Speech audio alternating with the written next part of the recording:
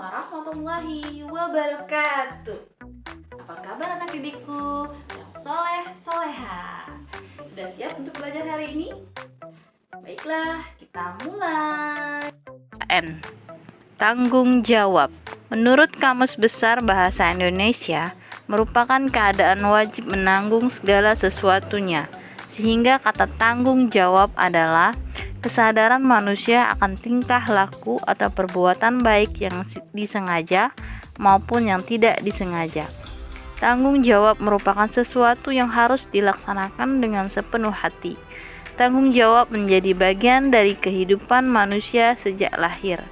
Tanggung jawab merupakan bagian dari kehidupan manusia, tetapi setiap orang mempunyai tanggung jawab yang berbeda-beda. Sikap yang mencerminkan tanggung jawab sebagai warga negara yaitu sebagai berikut. A. Memahami serta mengamalkan Pancasila di berbagai bidang kehidupan seperti bidang politik, ekonomi, sosial, dan budaya. B. Senantiasa menjaga dan memelihara nama baik bangsa yang menjadi tanggung jawab sebagai warga negara di mata dunia internasional sebagai negara yang merdeka, berdaulat, beradab, dan bermartabat.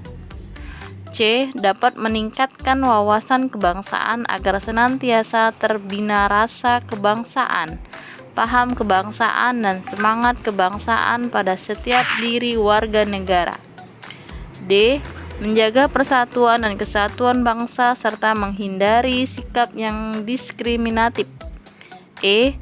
Senantiasa membina solidaritas sosial sebagai sesama warga. Indonesia. Pada rangkuman materi Bahasa Indonesia kelas 6 SD tema 6 subtema 3 ini membahas tentang menggali informasi yang terdapat di dalam teks non-fiksi. Hal yang pertama dilakukan dalam menentukan gagasan utama yaitu membaca seluruh kalimat di dalam paragraf. Kita bisa menentukan informasi penting berdasarkan ide pokok. Ide pokok bisa ditemukan pada kalimat utama, dan kalimat utama terletak di awal atau akhir setiap paragraf. Tujuan menyajikan peristiwa penting dalam bentuk peta pikiran adalah mempermudah memperoleh informasi. Informasi penting di dalam teks non-fiksi dapat ditemukan dengan menjawab pertanyaan berupa kata tanya. Sedangkan kalimat yang menerangkan kalimat utama disebut kalimat penjelas. Bahasa Indonesia. Berikut ini langkah-langkah dalam menentukan gagasan utama, antara lain: 1. Membaca setiap paragraf secara cermat. 2. Menandai kalimat awal, akhir, atau kalimat awal dan akhir paragraf. 3. Menandai gagasan utama yang terdapat di awal, akhir, atau pada kalimat awal atau akhir pada paragraf. 4. Mengubah kalimat utama dan kalimat penjelas menjadi kalimat yang lebih inti atau pokok. IPA. Perbedaan masa kanak-kanak dengan masa pubertas. Antara lain, terdapat perbedaan pada aktifnya sejumlah hormon, terutama hormon pada organ reproduksi seperti testosteron dan estrogen.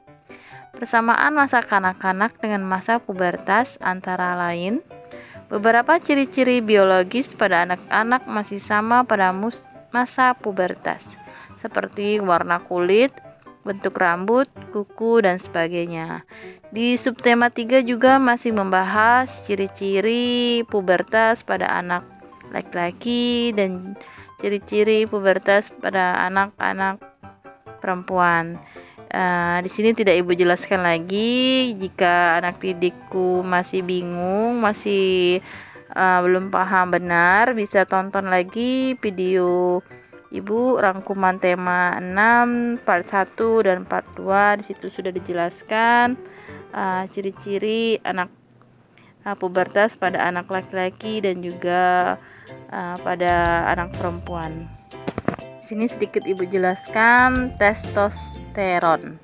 Testosteron adalah hormon seks pria utama atau analog sintetis yang termasuk dari hormon steroid dan kelompok androgen. Hormon ini diyakini menyumbang sekitar 90% dari androgen dalam tubuh manusia. Sebagai bagian besar testosteron yang diproduksi dalam testis, sebagian juga diproduksi di kelenjar adrenal. Selanjutnya, estrogen. Estrogen adalah kelompok hormon yang secara khusus berperan penting dalam proses reproduksi serta perkembangan dan pertumbuhan organ seksual wanita. IPS. Beberapa upaya mengembangkan kehidupan kebangsaan menuju masyarakat sejahtera antara lain: A. Pemerataan pembangunan sampai ke penjuru negeri, tidak hanya pada kota saja, melainkan hingga ke pelosok negeri. B. Saling menghormati antar individu meskipun berbeda pendapat. C. Mengedepankan sikap toleransi antar individu atas perbedaan masing-masing. D. Memperbanyak lapangan kerja demi mengurangi pengangguran. E. Memperbaiki fasilitas umum agar para pemakainya menjadi lebih nyaman.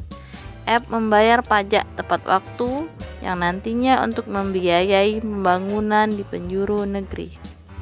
SBDP. Reklame adalah gambar yang berguna untuk menawarkan atau mempromosikan barang atau jasa kepada masyarakat agar tertarik untuk membeli atau mengkonsumsinya. Tujuan pembuatan reklame antara lain: A. Menawarkan atau mempromosikan suatu produk atau jasa. B. Menginformasikan sebuah berita maupun produk atau jasa.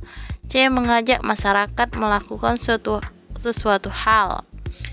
Jenis-jenis reklame: A. Reklame penerangan. B. Reklame peringatan. C. Reklame permintaan atau ajakan.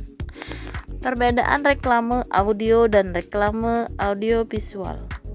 Reklame audio diwujudkan melalui suara. Yang namanya audio berarti berkaitan dengan suara. Misalnya radio, tapi kalau zaman sekarang radio sudah sulit ditemukan, sudah jarang peminatnya ya, kecuali bapak-bapak kita yang terdahulu yang kerjanya di petani, di kebun sawah, membawa radio. Kalau sekarang banyak menggunakan reklame audiovisual yang diwujudkan melalui suara dan gambar. Misalnya televisi juga sekarang sudah sedikit minatnya, kalah dengan YouTube ya, karena di YouTube, di HP kita bisa memilih program atau acara yang kita sukai. Kalau di TV acara-acaranya terbatas. Masih SBDP. Media yang digunakan untuk membuat reklame visual antara lain: poster, spanduk, plakat, etiket, brosur, baliho, dan papan nama. Ciri-ciri reklame antara lain: A. Singkat, jelas, dan mudah dipahami. B. Kalimat dan gambar menarik. C. Bersifat jujur. D. Dilakukan berulang-ulang. Alat dan bahan membuat poster antara lain: penggaris, pensil, dan ballpoint, spidol, cat air atau cat minyak, kertas, penghapus, dan kuas, serta palet. Langkah-langkah membuat poster antara lain: A. Menentukan tema atau tujuan pembuatan poster. B. Menggunakan kalimat singkat dan mudah dipahami. C. Menggunakan gambar yang menarik. Alhamdulillahirrabbilalamin. Pembelajaran hari ini telah usai. Semoga anak didikku tetap semangat.